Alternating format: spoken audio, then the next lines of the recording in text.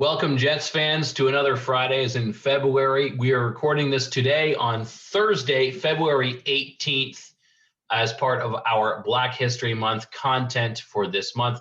Tonight, I am joined by the parents of Jets alumnus L.A. Grissom and the parents of Jets forward Charlie Schoen, both of whom were part of our earlier Fridays in February series.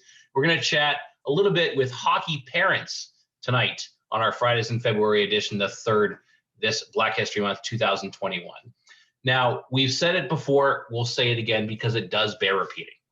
February, being Black History Month, is important because Black voices, Black perspectives, and Black stories are so frequently omitted from history altogether, not just hockey history, because of biases, both subconscious and conscious. So this month, through the Fridays in February series and a lot more, we are using our platform to share stories and perspectives and also to create change. But to share the stories from some of the most significant Black members of our team, both from today and from the past. The stories with L.A. Grissom, with Charlie Schoen, with Lenny Childs, our associate head coach, we hope you've enjoyed. But tonight, we go a little bit off of the beaten path and we talk to the hockey parents. So first off, we're going to check in with the Grissoms and then with the Schoens, and that will be the order with how we do these questions. Grissoms, how are you guys doing this hockey season? Excellent. How are you doing? Well, she's doing excellent, but I'm just doing okay. I haven't been to a game yet, so once I go to a few games, I think I'll be all right. Well, we miss seeing you at Janesville Ice Arena, Woody. We sure do. We're all looking. A lot of us are looking forward to attending hockey again in person. Glad you guys are doing well. Woody, we know you're dying to get to a game. Yes. James, how are you guys doing? Doing great, thank you. Yeah, I think we're doing well. We're happy that we finally got a chance to see Charlie and looking forward to traveling to see him play tomorrow. It's a big weekend with the Jets. The Jets, of course, by the time Jets fans watch this, we're going to be just hours from puck drop against Fairbanks in their temporary home in Minnesota. The Jets taking on the Fairbanks Ice Dogs, of course, big division rivals this weekend in their temporary home in the state of Minnesota. But tonight, again, checking in with our two hockey families, the Grissoms and the Schoens, during Black History Month. Again, first, we'll ask these questions to the Grissoms and then the Schoens. First question to the Grissoms. How did your family first get involved in hockey? We heard a little bit about this from LA, but we want to hear from you. And how did your boy get started? Okay, for me, as a child, even though I don't know how to skate, I loved hockey. I used to even, I would be outside playing at night with my transistor radio, listening to the Red Wings, and people would just be amazed that they said, "What are you listening to?"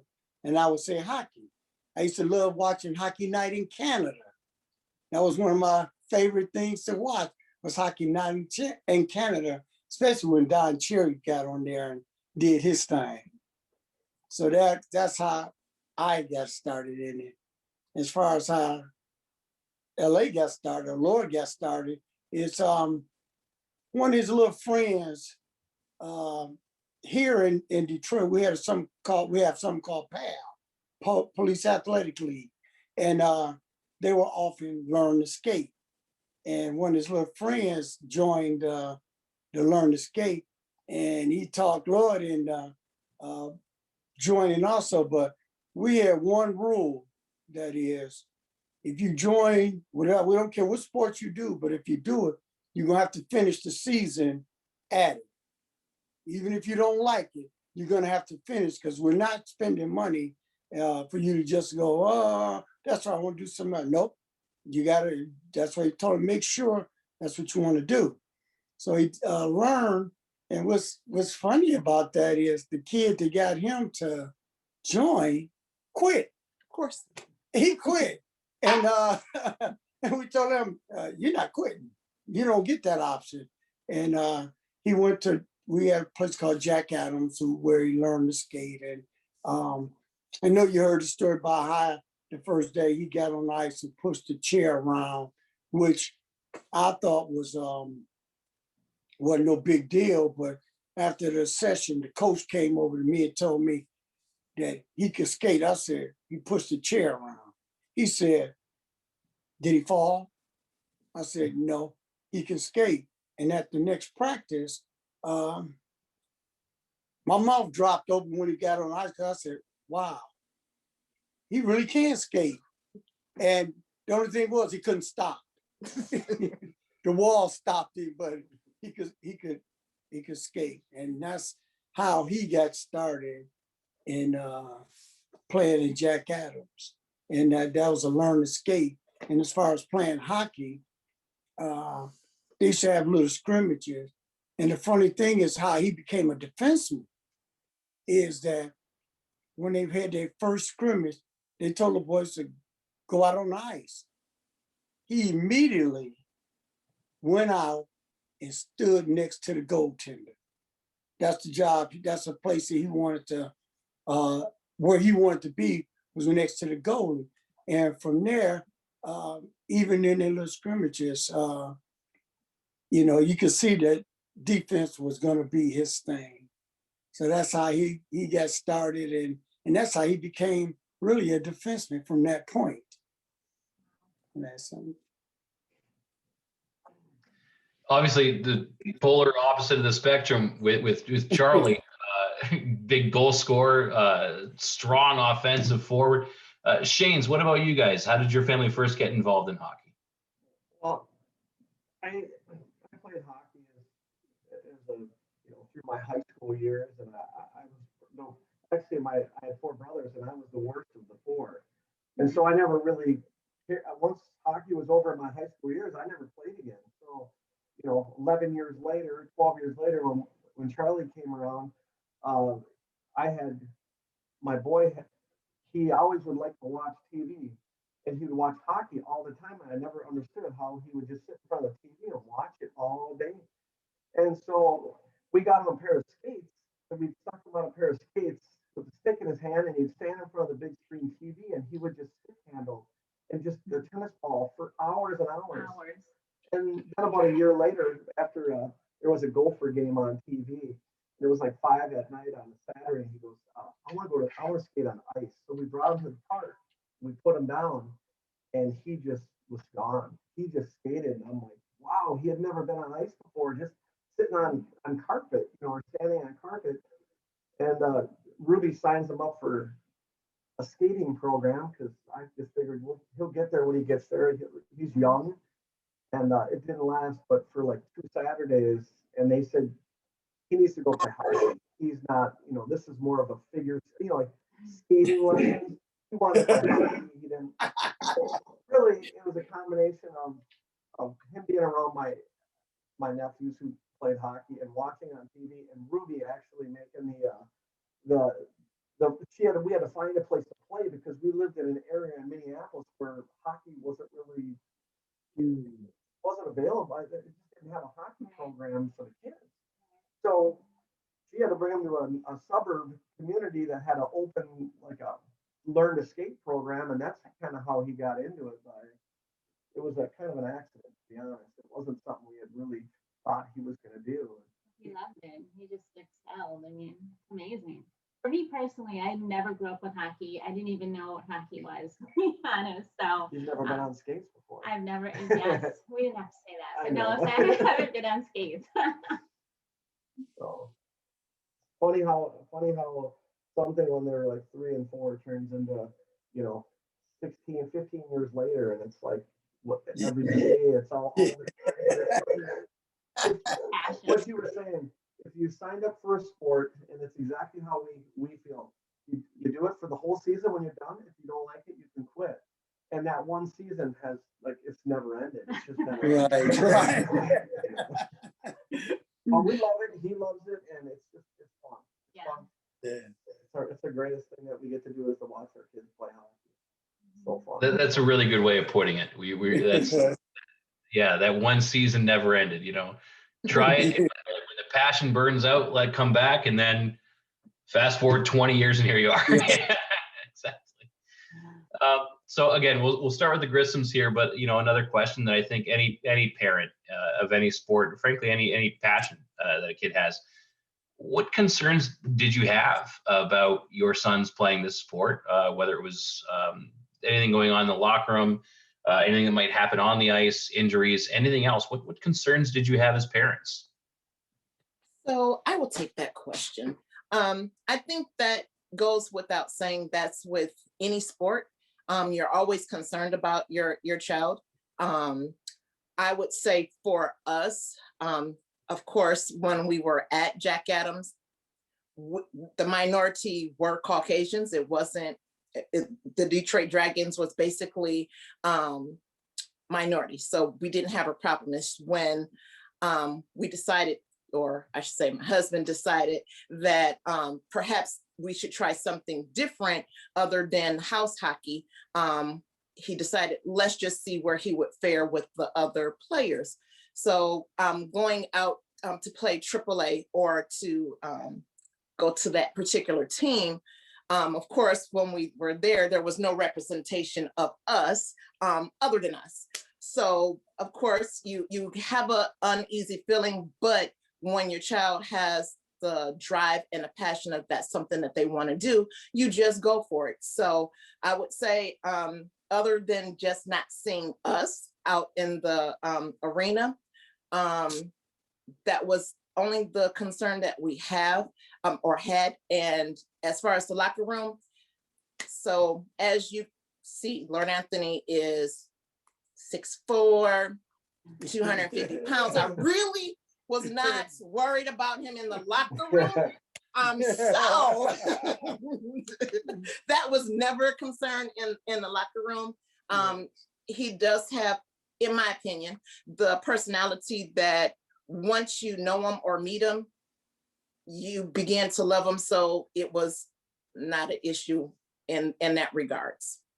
Well, I say there were times, I mean, there were some instances where, you know, when he got hurt, a couple of times he got hurt, that I personally felt it was on purpose. And that part is when we always told him, watch your back. You know, watch your back, because and they both of the incidents was in tournaments. One was in a Michigan game where a kid cross-checked him in the neck, which could have been real serious. And it was more of a retaliation because earlier that year, as a high school hockey player, the team that he played on, they eliminated them from the state playoffs. And and it was more of a retaliation because they didn't like the way they really were manhandled by the Lord Anthony's team, the high school team. And the second one was when he was in a tournament in Trenton and against a team where the coach sent the kid, whether the coach did or not, but it seemed the coach sent the kid off the bench with one purpose, take him out. Because when the kid came out and when he hit him, he didn't hit him high. He hit him low, right in his knee. And it took him out and he put him out of hockey for a little while. He had to miss some games that year because of that injury. And you know, those two instances stood out to me. But since then, no, I don't worry too much about that other than the fact that, you know, injuries are gonna happen in hockey. And when he was playing for the Keystone Ice Miners, he was skating and the kid in front of him fell. His skate came up and hit him in the mouth and broke his tooth.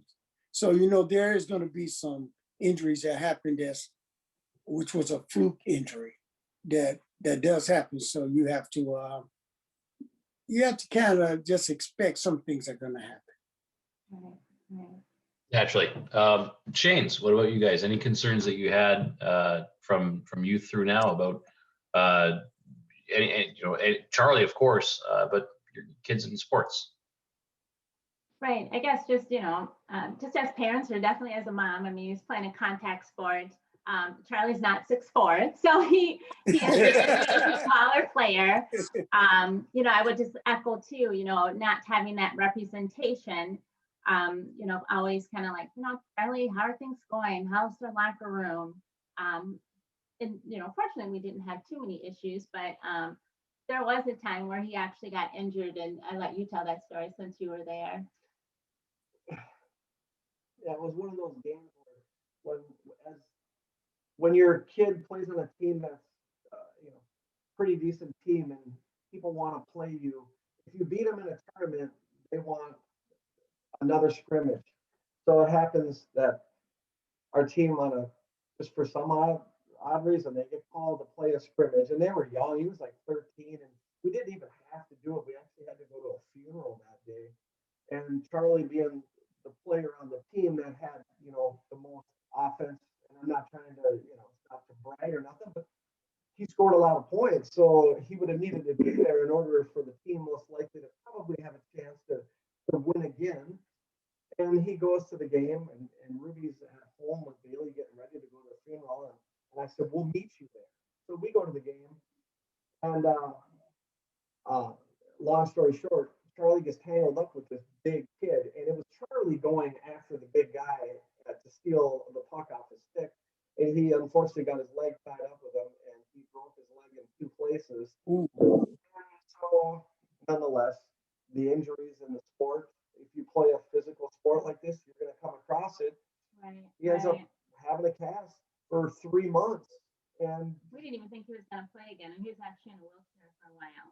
So, one of those things where you kind of go, well, if you love the sport, you'll find out if they rebound, you know. And it took a long time to get back because you have the atrophy or whatever in your leg, you have no muscle, you haven't used it for months. But you know, he didn't obviously finish the season. That was, you know, it was 5 months that he was out of the game. But when he came back, it took a few months to get back the wheels underneath him again, and before you know it, but a year, 1 season later, he goes from skipping his last year of bound to playing varsity hockey as a freshman.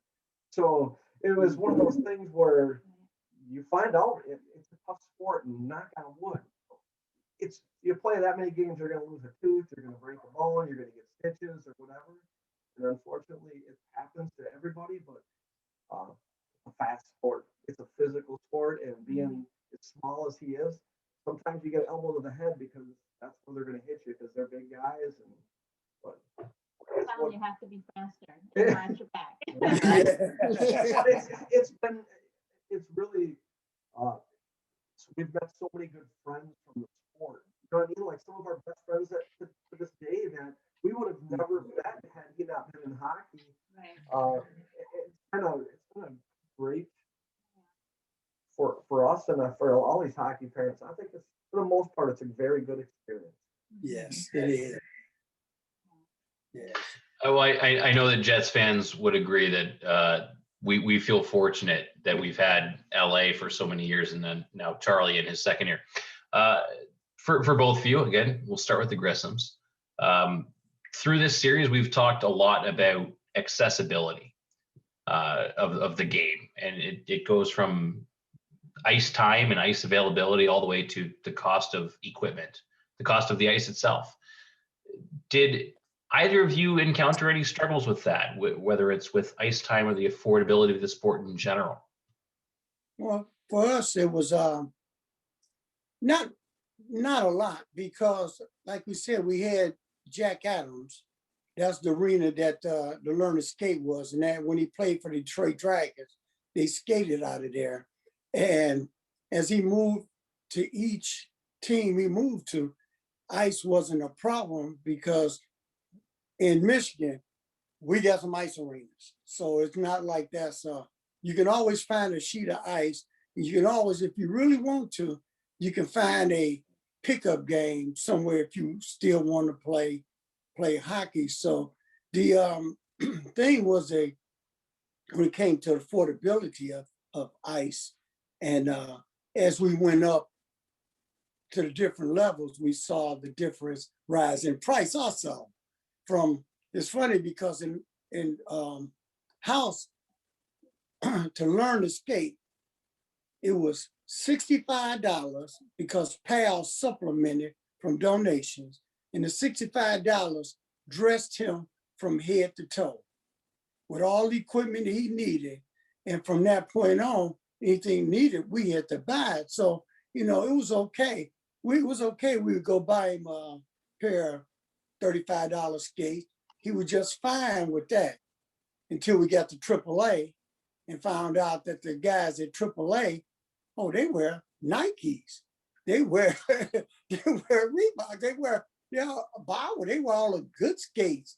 And then, you know, it's like, oh, so we went from $35 to $135 for the skates. So the price started going up with the equipment, and the fact that with us, our biggest bill for him, other than the ice time, was his skates, because, you know, as the difference in the price of a junior skate and a man's skate, because he was growing so fast, was $100.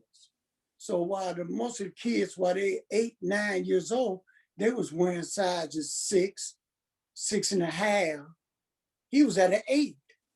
There is no junior 8. When you get to 8, you're talking about a man's skate.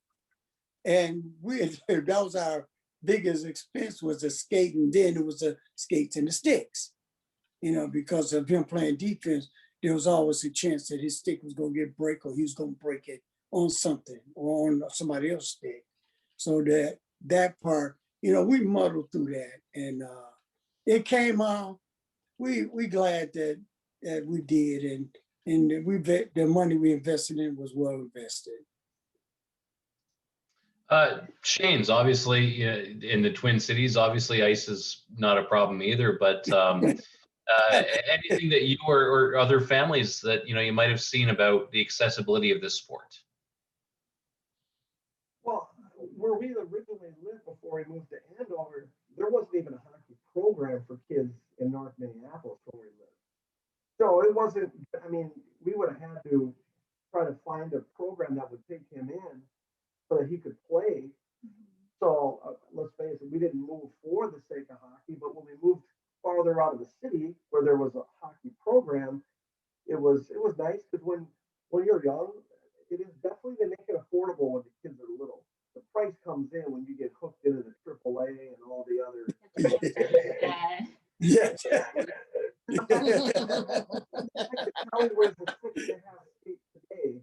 We got by pretty cheap with skates and sticks. It was always in the used sticks, the used skates. So that part was the easy part. It was when he got into the AAA, and you know, financially at that time, and you're just moving to a different neighborhood.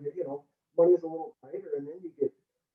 It's kind of the story where if your kid's good enough to play, and then he can play the game, but when he's a really good player, he wants your kid to play for this team and that team, and all of a sudden, there's always a AAA, there's a 3-on-3 league or whatever, where it just becomes very lots of traveling tournaments. But it's good to have the hockey family, because the carpooling, just kind of get your child from this rink to that rink. I'm sure you guys know. So just being able to connect with other hockey families, and then really you do become a hockey family, and you just really help each other out. Mm-hmm. Well, I mean, both of you families, and obviously all of our families, made just countless sacrifices to get their son to this point where they could even play for the ability to show Division I schools what they have to offer. It's obviously not something that every family in the United States or in Canada or abroad, as this game grows more and more worldwide, has the opportunity to do. For both of you, again, we'll start with the Grissoms. How have you seen the game of hockey grow in terms of diversity and inclusion through your son's career? Let me take a check. For me, for us, it's like this. LA, once he left house hockey, the only other the team that he went on that had more than one black on it was the Black Skill Aces out of Toronto that he skated with during the summer. But other than that, every team he's been on, he's been the only African-American on the team. So, and being accepted was even like one of the AAA teams when we first got there, the parents didn't accept us. And I told my wife, I said, I guarantee you one thing, LA gonna make them talk to us.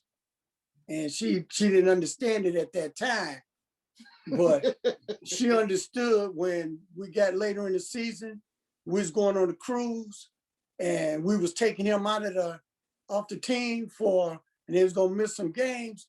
And it was like, what you mean? He can't go. He gotta stay here with us. I said, they'll talk to you now. I said, now you see what his value is on the team. That, you know, even though they didn't talk to us. And it was after that they started talking, and we get along. Matter of fact, we still communicate with a lot of those same hockey parents.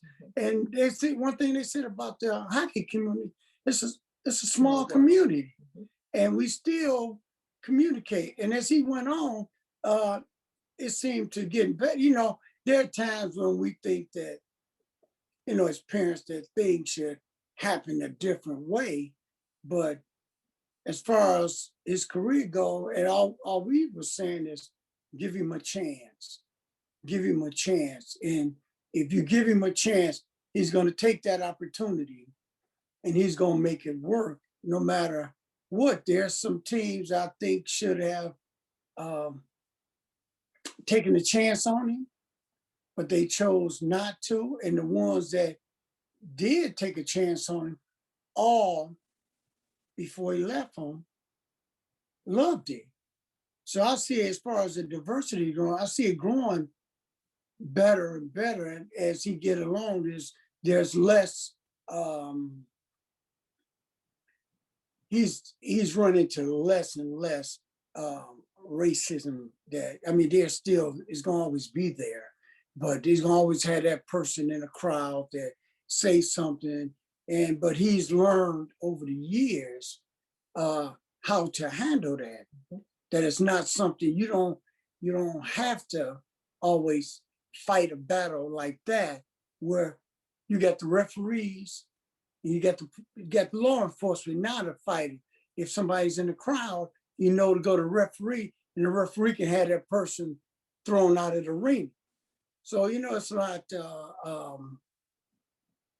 it has grown. And if he ran into it with a player, and I always told him, I said, if you ran into on the ice and a player says something that's derogatory towards you, I said, you know what to do. I said, even if you don't hit him, I said, you get a chance to light one of his teammates up, light him up, and then say, oh yeah, by the way, that was for number 13. Tell him that's what he got to look forward to. And see if that teammate don't go back and say, hey man, I don't appreciate what you did. I say, I took a hit that you should have took.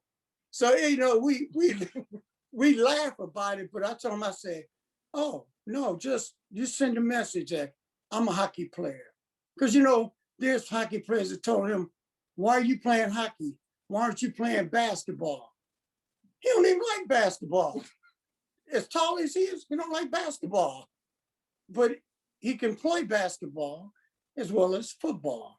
But it was just funny. So I say it's coming along, even with the pros, and it's getting a lot better.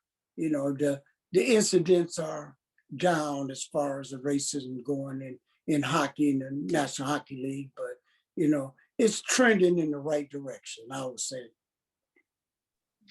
And Woody, I appreciate the point you brought up too about the onus that's on each individual team, wherever a player is in his career, from AAA through junior, college, and pro. Hawking your own fans' behavior and your visiting fans' behavior, making sure that this isn't the same as, you know, a 3-strike policy of kids running around or a guy who's had a couple too many. That this is a zero tolerance issue. That something like that, the onus is on the host team to get someone out of the building. This is a zero tolerance issue. I'm glad you brought that up because that's a big part of this too. Yeah. So Shane's, for you guys, the game of hockey altogether, obviously, a little bit of a gap here, a 96 and an 01, but over the course of Charlie's career, how do you think the game has changed and has grown in terms of diversity and inclusion throughout Charlie's career? Yes, I would agree there, it's definitely coming along. The fact that we're sitting here having this conversation, I would definitely say when Charlie first started, for me being the only Black mom in the ice rink and people doing a double take. And Right. right? I remember signing Charlie up, walking up to sign Charlie up for hockey, and the lady says, basketball is down that way. Yes. And I said, my son is here to play hockey. And just like what you said, not to brag about our son, but it's okay to brag about your son. Yes. When your child is scoring points, so they're the top player, and he's actually broken records here in Andover for high school, people are going to talk to you. They want to talk to you. And so Yes. yes, Charlie will make them come and talk to us. So Yes. I think it's improving. There's much work to be done because hockey is for everyone. And I just think, I'd like to see more people of color, playing hockey. I just think they kind of need this invitation and to see people, like them playing hockey. So it's come a long way. And so I appreciate you, Mason, for even having this conversation. Yeah. But there's still some work to be done. But, we always told Charlie, stats don't lie. No, that's right. That puck don't lie. There's a couple digits in a lot of Charlies, that's for sure. Yeah, oh yeah. So we're coming towards the end here of tonight's Fridays in February. But again, we'll start with the Grissoms. Last couple of questions here. First, thinking towards the future, towards the next 20 years, the next 30 years of hockey. What advice might you give to other parents getting their kids started in the game? It's I would say that get them in to learn to skate. See if they really have a passion for the game. And I really think there need to be somewhere where kids of color and minorities can go, the parents can go and talk to other parents, because the important thing in that is that as parents, we made some mistakes, some innocent things that we did, or I should say I did, that I think hurt him. And because we're not hockey parents Or knowledgeable of hockey. knowledgeable of the ins and outs of hockey, it could hurt the player. I mean, after a tournament, give you an example, I went up and I said something to a coach that beat us in the championship game. I just said, that trophy should be ours.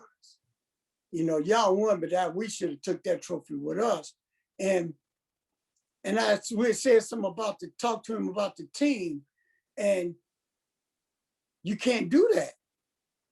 Because what happened is, he in turn called our coach and said something about me talking to him about the team, which is in AAA, it's against the rules for the coach to try to get a player from another team. So to cover himself, he told the coach what I said.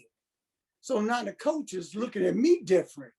Like, I don't want to be on the team. I don't want my son on the team.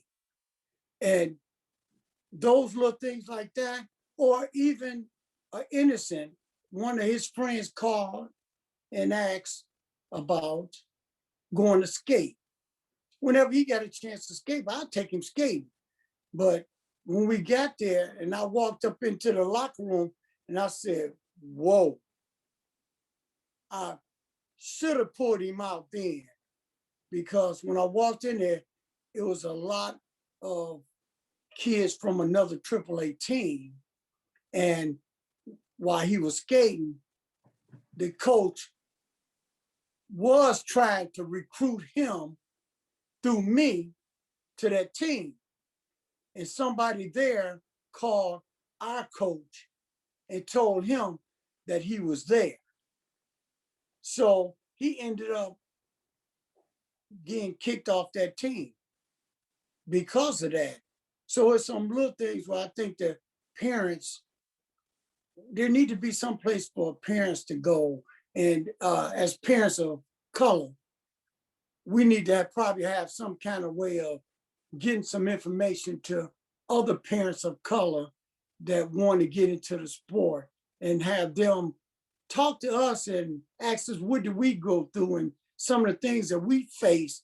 And so they kind of prepare them for when their kids start moving up in the ranks in hockey from the junior program to the upper programs where there might be a little bit more difference in the rules are a little more strict and they don't tell you what the rules is because they didn't tell us the rules was because So you can't play the game. If we knew the rules, we would play by the rules, So in essence, it just probably should be an advisory board or something where you can feel comfortable about having a conversation. I would truly say a courageous conversation such as we're having today. It would make you feel better. Just like Ruby was indicating, it is very difficult, I would say, when you go into a arena and everybody looks at you like, girl, you're in the wrong spot. I'm just want to tell you. So you just want to feel comfortable. And I just think maybe in any arena or any setting, if you're black, white, indifferent, whatever, it just should be like maybe a welcome committee or something to that in that respect, I would say. Yeah, more action altogether. Yeah, it's obviously there's plenty of parallels to draw from hockey's history to our history as a nation, as a couple of nations here. Rules, unwritten or written, are Right. sometimes, frankly, often throughout history used to exclude. Yes. We've seen this. Yes. Shanes, how about you guys? Any advice to other parents getting their kids started in the game? I think the advice that I would have is, I tell Charlie I want it as much as he does. So, you want to make sure that, your child has the passion for it. So if Charlie likes it, I like it. If he loves it, I love it. Right. So we got to make sure it's something that they want to do. Yes. I would definitely, encourage, families to go to, open hockey, go to, there's different parks where they have, pond hockey where they can try out hockey. I would say, playing hockey, Charlie he's learning life lessons. He's learning, confidence, conflict resolution, accomplishing his goals. But definitely the kid has to want it and the parent can't want it more than the child. Right. My advice. How about you? Well, I haven't been a perfect parent in hockey. So, I'm really close. I'm close. Really. I'm just gonna be honest. It's one of those things where if I could go back and do it all over again, I'd be the perfect hockey parent, right? Yes. Yes. But you're saying have some kind of an advisory board of all the people that made the mistakes to say, hey, this is what you do or whatever. I could always say that our son played the best hockey when he was having the most fun. So the more fun you could make it, the better he would play. It was almost like the grind of it. If you're always asked to play every weekend on somebody's team even when you had the weekend off and there was something, and he would say, Dad, I'll play. And you'd almost say, I wish I would have given him said, no, we're gonna take a weekend and go do something else, find something else to do. But in the end, I still feel like hockey has given him a different, like Ruby was saying, conflict resolution. You're playing with a bunch of players that I want to be the guy. I want the puck on my stick. I want to score. And to be able to say, you know what, I'm going to make the right decision and pass the puck to the guy who's going to have the best chance, or girl to have the best chance to score. You learn how to deal with other people. And if you can't deal with other people and players and situations, different rinks, we say about going into certain rinks, but I'd walk in with my wife, and I'm going to be very naive about this, because when I met my wife, I didn't see the color like some people would see color. Right. You go into a rink, and you'd hear, if I wasn't standing next to my wife, you'd hear people say, "Oh, there's that black kid out there. Just watch him." And I'm like, really? Yes. That is he just that black kid or whatever? But in the end, they noticed him because how good he was. But you would hear it as a color. If he was white, you wouldn't have said, "Look how good that kid is," or you know what I mean? But he's opened up a lot of people's eyes to hockey, that they may have not looked at someone of color play the game the way that he has. And you know, it's been a great for us. It's the highs and lows of the excitement of the game, the love, the passion. But make it fun. Let the kids have fun, because the more fun they have in the end, the better they are. And like I said, I'm blabbing on, but the mistakes as the advisory board, let's get one going, guys. You know, it would help all these kids. It would help the parents, because if the parents know how to handle it better, it's funner for the kids. We can't make mistakes for our kids. I have, and I know you say you have one of your, you know, it's that's my take. I'm sorry. You know, it's a little longer than it had to be, but you know. That's fine. So we'll wrap up this Fridays in February with obviously some more positive, thinking about the future. We tackled that, but positive of the past. Obviously, both of these two players, LA and Charlie, huge leaders on the Jets themselves, both with what they do on the ice, what they do in the locker room. Any parent, the only thing you want from your kids, whatever sport, whatever extracurricular activity it is that they choose, you want to see them enjoy it. You want to see them succeed. That feeling is what any parent chases. Yes. We'll start with the Grissoms. What is your favorite memory of LA so far that made you stop and think, all of this was worth it? I would say I have three. One is when he got selected to go play for the U.S. select team in the Czech Republic. He did that 2 years. The first year they won the silver medal, and the second year they won the gold medal. And the look on his face was priceless. And see, the hockey got us in the Czech Republic. We a long way from home. And the second was when they won the state title for his high school, because there was a lot of people that said that he shouldn't go to high school because high school wasn't going to develop him or anything like that. But he helped lead, matter of fact, he helped lead his team to the championship that year. I think they only lost one game that whole year. And my third one is when he's with the Jets. The year that he was the most valuable player, to me, it was a favorite because the players voted him the most valuable player, not the coaches, not the media, his teammates. And when they voted him the most valuable player, I think of all his awards, I think that one, even to him, stands out above and beyond of any of the rest of them, because your peers, they thought enough of you and they saw the leadership in you that they chose you. So those are three of my favorite things coming up.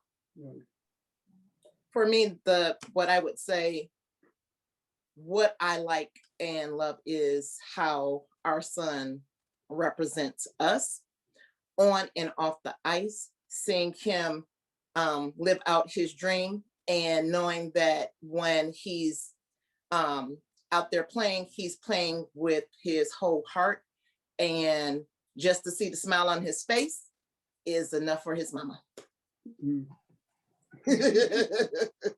I can't think of a better way to put that. That's fantastic. Jets fans know, obviously, you know, I've been with the program for a while. I was here when LA played his 2 years with the Jets. I do feel the need to share here a little bit in LA for Jets fans watching who maybe came in after LA's season, or just for the fans who watched that year and want to revel. That was the 16-17 Jets team that won our second division title, had 3 50-point scores. Probably could have been 4 if Adrian Holsinski hadn't been injured. We had 2 Division I starting goaltenders, and LA played a lot of that season with a broken wrist.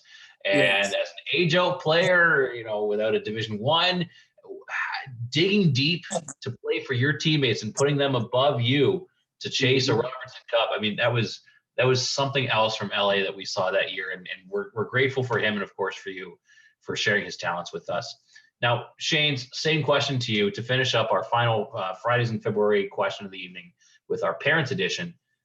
What Charlie memories do you have that made you sort of sigh and remember the sacrifices, remember those long drives, those cold rinks in the morning, and say, this was worth it for Charlie? Yeah, so I'll go ahead and start. We were kind of talking about this last night, and I guess I have kind of the mom answer is when I see Charlie on the ice, and especially after he scores, that smile that he has, it's like that it can't be replicated. It's just the way that he smiles, and just it melts my heart just seeing him out there on the ice. Of course, my husband has some specific times that he, Of course.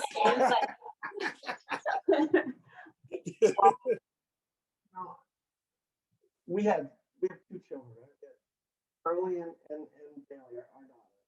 And so they both played hockey. So at times we had to be at one rink, and then she would take Bailey and go to the other rink. And of course, I always loved, you know, watching boys hockey, and unfortunately more than girls. And then I like girls hockey too. I sound bad, but I took Charlie to, you know, the 7 a.m. practices, and you know, so we were always together in hockey. And it was like this feeling just being with him and watching him.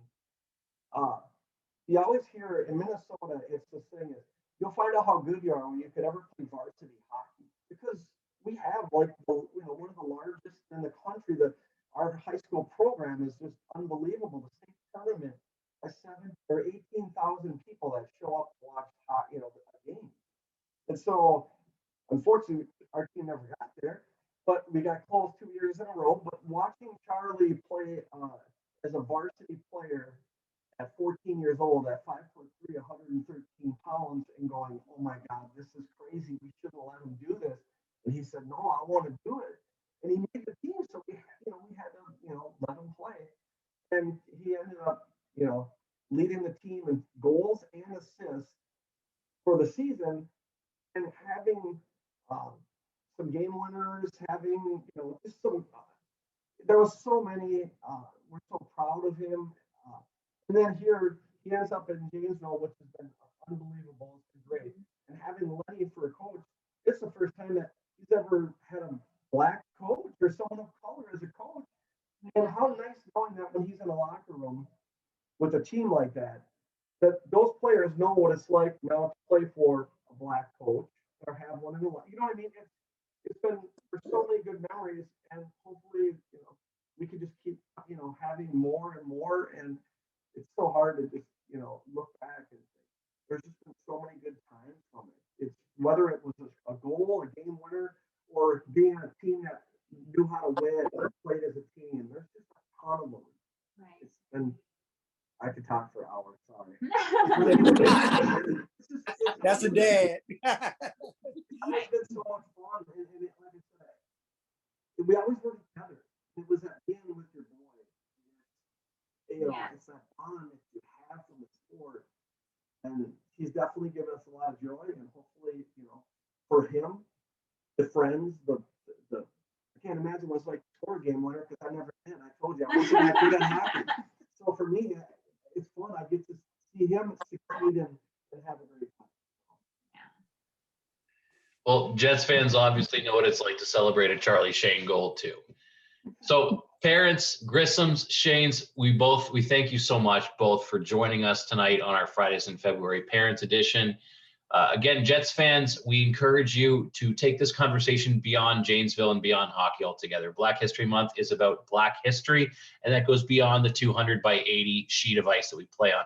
But we thank both the Grissoms and the Schoens for joining us, and we look forward to celebrating lots of LA Grissom and Charlie Schoen goals at Aurora and the Janesville Jets as we move forward. Thank you, Jets fans, for joining us. Grissoms, Schoens, thank you very much for taking part in this. Thanks for Thank having you very Thank much. you.